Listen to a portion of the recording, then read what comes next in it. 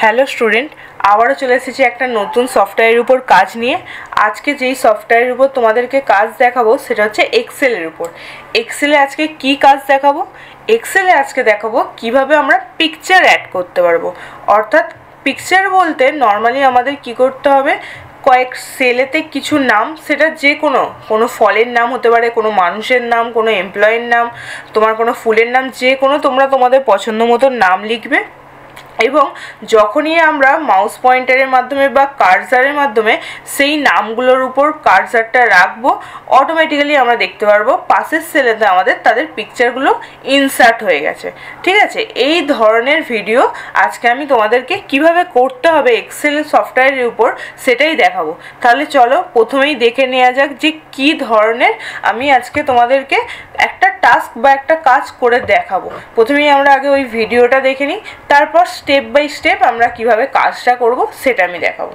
তোমরা স্ক্রিনে দেখতেই পাচ্ছ একটা এক্সেলের উপর আমি লিস্ট রেডি করেছি, নেম অফ প্লেয়ার্স, কয়েকজনকার নাম লিখেছি, আর এখানে পাশে লেখা আছে ইনসার্ট পিকচার। এবং মাউস পয়েন্টার দিয়ে আমি যখনই সেখানে কি করছি, কার্সারটা নিয়ে যাচ্ছে, অটোমেটিক্যালি আমাদের কি আসছে, তাদের পিকচারগুলো ইনসার্ট হয়ে আসছে। এখানে যেহেতু আমি প্লেয়ারদের পিকচার দিয়েছি বা প্লেয়ারদের নাম লিখেছি, তাই প্লেয়ারদের পিকচারগুলো আসছে। তোমরা তোমাদের পছন্দ মতো যে কোনো জিনিসের নাম লিখতে পারো। কিভাবে করলাম এবার একটু দেখে নাও।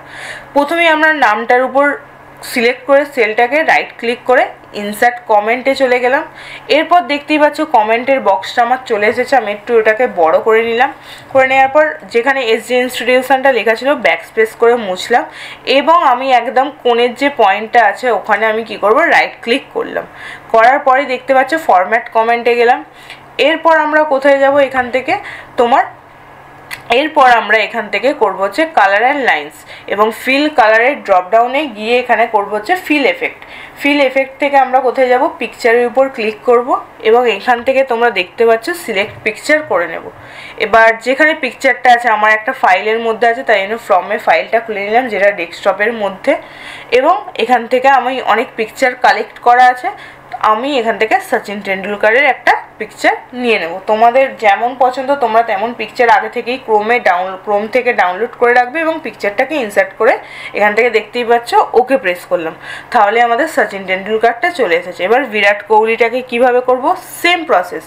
বিরাট কোহলির সেলটাকে সিলেক্ট করে রাইট ক্লিক, এরপর যাব হচ্ছে ইনসার্ট কমেন্টে। এখানেও ইনসার্ট কমেন্ট করতেই আমাদের কি করতে হলো, কমেন্ট করতেই আমাদের একটা বক্স দিয়ে দিল। এর উপর আমি এটাকে সাইজটাকে একটু বাড়িয়ে নিলাম, এসজি ইনস্টিটিউশন লেখাটাকে মুছে দিয়ে একদম কোণে গিয়ে আমি কি করলাম, রাইট ক্লিক। এবং রাইট ক্লিক করার পর আমি কি করলাম, ফরম্যাট কমেন্টে গেলাম। যাওয়ার পর সেম কালার অ্যান্ড লাইন্সের কালারের ড্রপডাউন অপশানে একদম নিচে আছে ফিল এফেক্ট, আমি ওর উপর ক্লিক করলাম এবং এখানে আবার সেম প্রসেস পিকচারের উপর ক্লিক করলাম এবং সিলেক্ট পিকচার থেকে আমি কি করব, পিকচারটা নিয়ে নেব। যার যেখানে থাকে পিকচার সেখান থেকে তারা কি করতে পারবে, ইনসার্ট করে নিতে পারবে। আমি এখান থেকে সেম বিরাট কোহলির পিকচারটাকে নিয়ে কি করব, ইনসার্ট করে নিলাম। করার পর ওকে প্রেস করব, এখানেও আমি ওকে প্রেস করে দেব। দেখতেই পাচ্ছ সেম বিরাট কোহলির পিকচারটাও আমার চলে এসেছে। এবার করব এমএস ধোনির সেলটাকে সিলেক্ট করলাম এবং এর উপর কি করব, আমরা রাইট ক্লিক করলাম। সেম প্রসেস, ইনসার্ট কমেন্টে যাব, এখানে ইনসার্ট কমেন্টকে ক্লিক করব। আমার যথারীতি যেমন বক্স আসে তেমন বক্স চলে এসেছে এবং এখান থেকে এসজি ইনস্টিটিউশনটা যেহেতু আমার কম্পিউটারে সেট আপ করা আছে তাই জন্য এসজি ইনস্টিটিউশনটাই আসছে বারবার। আমি এখান থেকে ওটাকে মুছে দিয়ে কি করব, এখানে একদম কোণে যেটা আছে এর উপর কি করব, রাইট ক্লিক করব। তোমরা দেখতেই পাচ্ছ যে কী ধরনের চিহ্নটা আসছে। রাইট ক্লিক করার পর আমি কি করব, এখান থেকে ফরম্যাট কমেন্টে গেলাম।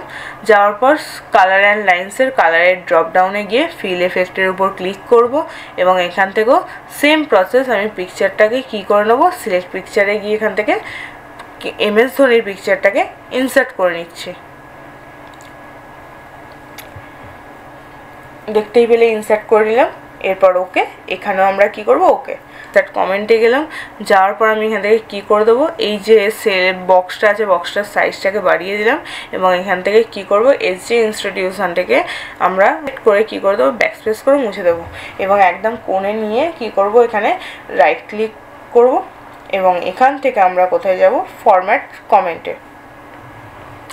সেম কালারের ড্রপডাউনে চলে যাব, ফিল এফেক্টে যাব এবং এখান থেকে পিকচারটার উপর ক্লিক করে যেখানে আমার পিকচারটা আছে সেখানে আমরা কি করব, জসপ্রীত বুমরার একটা ছবিকে আমরা ইনসার্ট করে নেব। এখানে দেখতেই পাচ্ছ স্ক্রিনের মধ্যে তোমরা, ইনসার্ট করলাম, এখান থেকে ওকে প্রেস করব আর এখান থেকেও আমরা দেখো ওকে প্রেস করলাম। এরপর দেখো আমরা আর কিছুই কাজ নেই, আমার সমস্ত কাজ হয়ে গেছে। এবার দেখো আমি যেখানেই মাউস পয়েন্টার বা কার্সার যাই বলো না কেন আমরা নিয়ে যাচ্ছি যেই নামের কাছেই, অটোমেটিক্যালি দেখো সেই নামটাতে আমার কি আসছে, সেই পিকচারটা চলে আসছে। আমরা যখন সচিন টেন্ডুলকার কাছে কার্সারটা নিয়ে যাচ্ছি তখন সচিন টেন্ডুলকার, বিরাট কোহলি, MS ধোনির কাছে চলে যাচ্ছে। এই রকমই তোমাদেরকে আজকে একটা সহজ প্রজেক্ট দেখালাম।